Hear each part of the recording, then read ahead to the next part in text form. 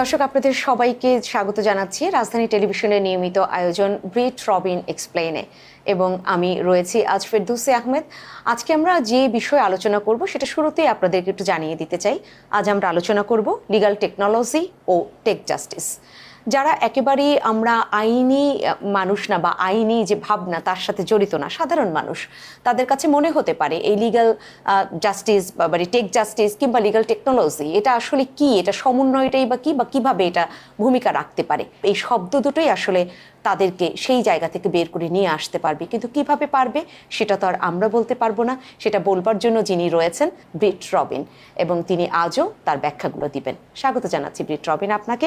আমি জানতে চাচ্ছি যে বিচার ব্যবস্থাকে যদি আমরা জনবান্ধব করতে চাই, কারণ জনগণের জন্যই তো আসলে এই ব্যবস্থা, সেই জনবান্ধব করতে লিগ্যাল টেকনোলজি ও টেক জাস্টিসের বাস্তবসম্মত যে প্রয়োগ সেটা আসলে কতটা জরুরি? আমি শুরুটা এইভাবে শুরু করতে চাই। যখন প্রথম আমরা ইউনিভার্সিটি অফ লতে জি এই লিগ্যাল টেকনোলজির মাস্টার ডিগ্রি কোর্স আছে ওখানে, তো ওখানে যখন আমরা ফার্স্ট ক্লাসের কথাটা বলি, যে ফার্স্ট ক্লাসে গিয়ে অনেকগুলো ডিজিটের একটা অঙ্ক ওখানে তো বড় স্ক্রিনে দেওয়া হয়, তো দিয়ে টিচার চলে গেলেন। তো স্টুডেন্টরা বললেন যে তোমরা এটা সলভ করো। আচ্ছা, তো কম বেশি মিলিয়ে প্রায় 50 ডিজিটের একটা অঙ্ক, যোগ বিয়োগ ভাগ গুণন এরকম, এবং এটা মানুষের পক্ষে একটা ইম্পসিবল, করা যাবে না। তো এর মধ্যে দেখলাম যে আমাদেরই একজন বন্ধু, উনি একটা অ্যাপ বের করে স্ক্যান করলেন এবং মুহূর্তের মধ্যেই উনি রেজাল্টটা বের করে দেখালেন। তার মানে উনি টেকনোলজি ব্যবহারটা করলেন, টেকনোলজির ব্যবহারটা করলেন। তা টিচার বললেন যে this is call the technology. আর আইনটা যেহেতু একটু ডিফিকাল্ট, শুধু যোগ না, শুধু বিয়োগ না, শুধু গুণন না, শুধু ভাগ না, এখানে একটা কমপ্লেক্স ইস্যু আছে। সেই জায়গাটা সলভ করার জন্য যে টেকনোলজিটা ব্যবহার করা হয় সেটাকে বলা হয় লিগ্যাল টেকনোলজি। আর লিগ্যাল টেকনোলজি এখন যে সমস্যার সমাধানগুলো করছে, বাস্তবিক পক্ষেই এই প্রযুক্তি ছাড়া ন্যায় বিচার অসম্ভব।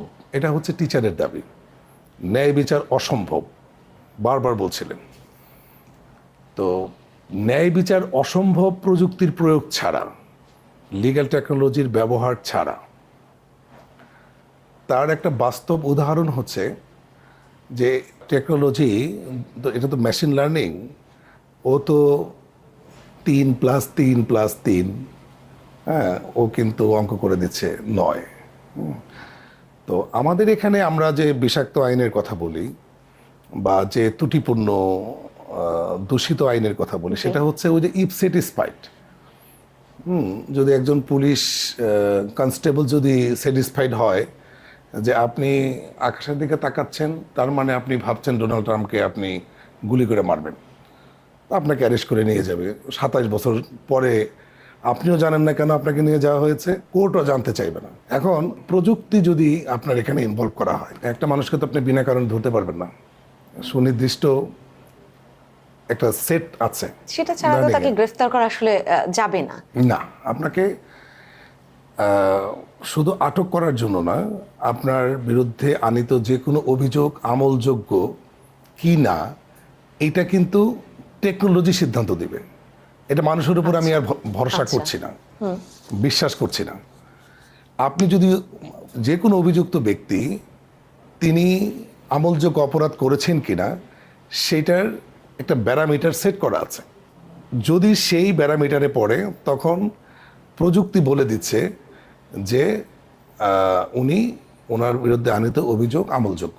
তাহলে আমি কোনোভাবে ব্যক্তির উপর ডিপেন্ড করতে চাই না। এখানে সরকারিভাবে যারা দায়িত্বপ্রাপ্ত এনফোর্সিং যে এজেন্সিগুলো রয়েছে, পুলিশ আছে, র্যাব আছে, পিবিআই আছে, অন্যান্য তদন্তকারী যে সংস্থাগুলো আছে, এখানে যে ব্যক্তিগুলো থাকে সেই ব্যক্তির ইচ্ছার উপর ডিপেন্ড করে উনি কি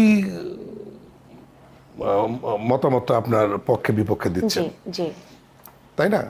প্রযুক্তি যখন আসছে তখন পুরোটাই সাক্ষ্য, প্রমাণ এবং পর্যাপ্ত দলিলের উপর ভিত্তি করে এআই কিন্তু সিদ্ধান্ত দিচ্ছে। এবং মজার সেটা বিষয়টা যখন হলো, দিচ্ছে মাঝখানে আপনাকে আরেকটি বিষয় তাহলে একটু জিজ্ঞেস করেই জানতে চাই। সেখানে হচ্ছে যে গায়েবী মামলার কথা, যেটা একদম শুরুতেই আমরা বলছিলাম, সেই গায়েবী মামলার কি এরকম ভাবে টেকনোলজি ব্যবহার করে, অর্থাৎ সেভাবে কাউকে বা এআই এর কাছে যে আপনি প্রশ্নের কথা বলছেন, সেখান থেকে কি আসলে নিরপরাধ নির্দোষ ব্যক্তিকে সরিয়ে আনা সম্ভব মামলা থেকে? এটা শতভাগ সম্ভব। আচ্ছা। কারণ এটা নিয়ে তো পর্যাপ্ত গবেষণা হয়েছে, এখনো হচ্ছে। কোনোভাবেই একজন নিরপরাধ ব্যক্তি অভিযুক্ত হইলেই আমলযোগ্য হবে না। এই সিদ্ধান্তটা প্রসিকিউশন নেবে। প্রসিকিউশন থাকবে প্রযুক্তি নির্ভর। জি।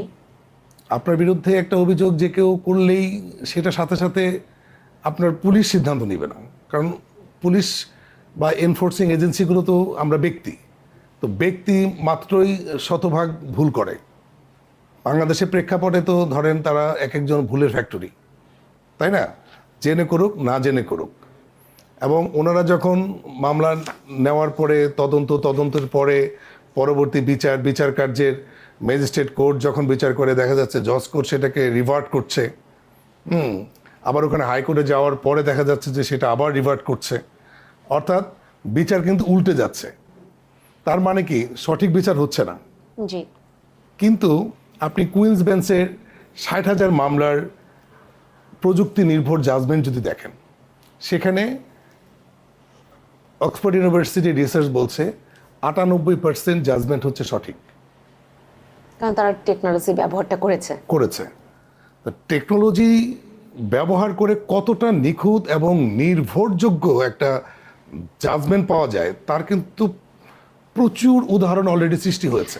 অজ্ঞাতনামা আরো 200 জন ব্যক্তি, এই অজ্ঞাতনামার জায়গাটায় পরবর্তীতে অনেকগুলো নাম আবার ঢুকিয়ে দেয়া হয় এবং তখনই সুযোগ থাকে কে কার শত্রু তালিকা ধরে সেই নামগুলো বসাবে।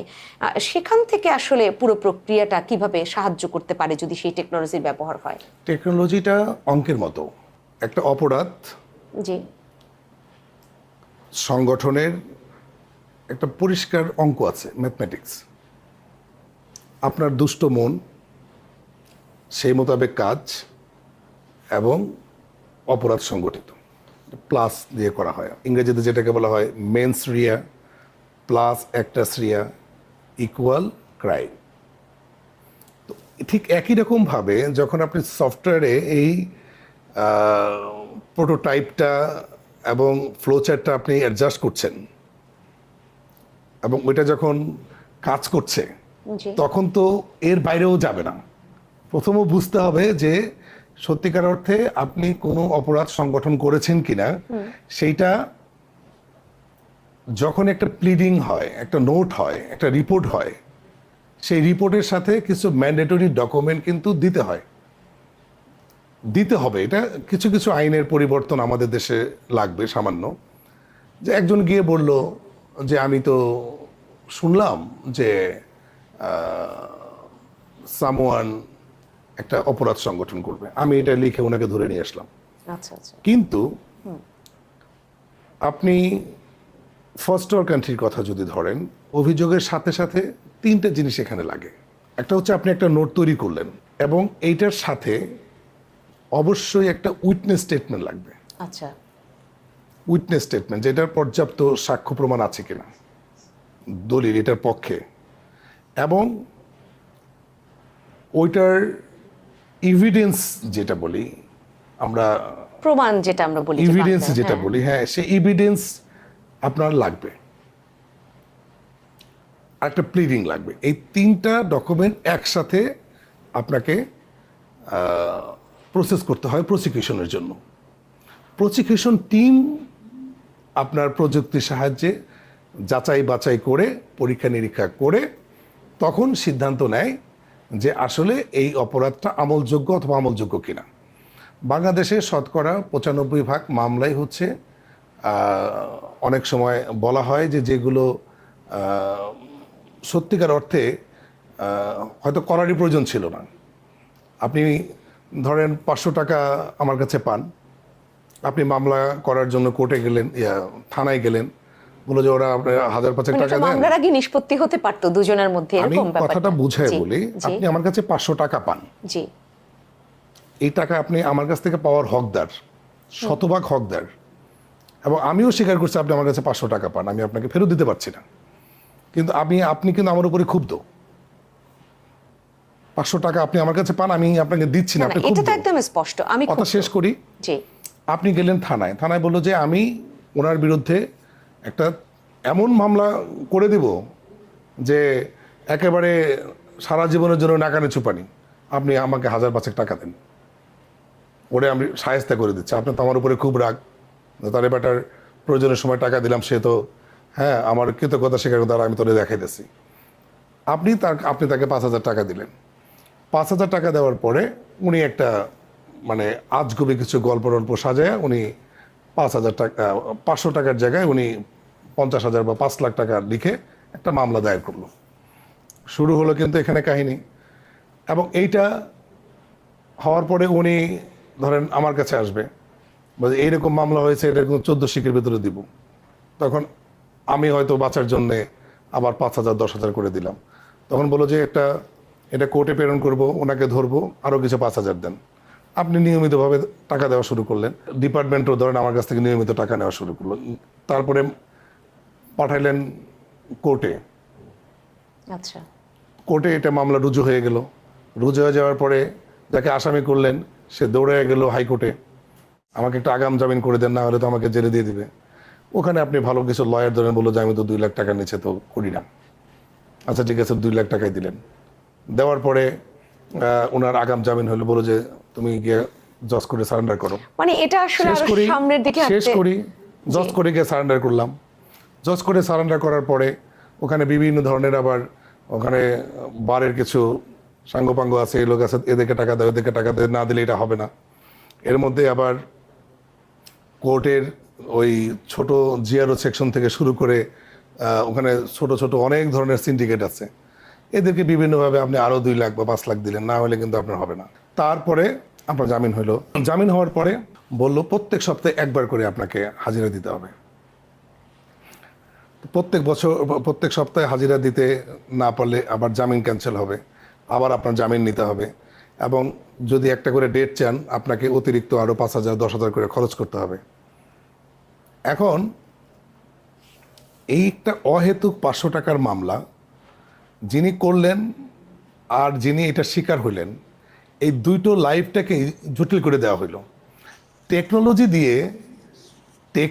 দিয়ে যদি এটাকে একবারে নিমিষেই ভ্যানিশ করে দেওয়া যায়, গত 20 বছর বিশেষ করে 2016 জি, থেকে সেই টেকনোলজি দিয়ে ভ্যানিশ করে দেয়া যেত, কিন্তু সেটা যারা ভালো বোঝেন তাদের কাছেই যখন ওই দুই ব্যক্তি গেলেন, তারা কেন এই দীর্ঘসূত্রিতায় গড়ালেন, সেটাই শুনবো, কিন্তু একটা ছোট্ট বিরতি নিয়ে ফিরে। দর্শক, আপনারা যারা রয়েছেন ব্রিট রবিন এক্সপ্লেইনে, আমরা বাকি অংশটা নিয়ে তো ফিরতেই হবে। আপনারাও যারা এতক্ষণ দেখছিলেন তারাও অপেক্ষমান থাকুন, কারণ আসলেই কেন তারা ওই প্রক্রিয়ায় গেলেন এবং কেন তারা আসলে সেই টেকনোলজি, লিগ্যাল টেকনোলজির যে ব্যবহার বা টেক জাস্টিস, যেটা আজকে আমাদের মানে একদম আলোচ্য বিষয়, সেখানে কেন কাজ করলেন না, সেটাই শুনবো ব্রিট রবিনের কাছ থেকে। সাথে থাকবেন।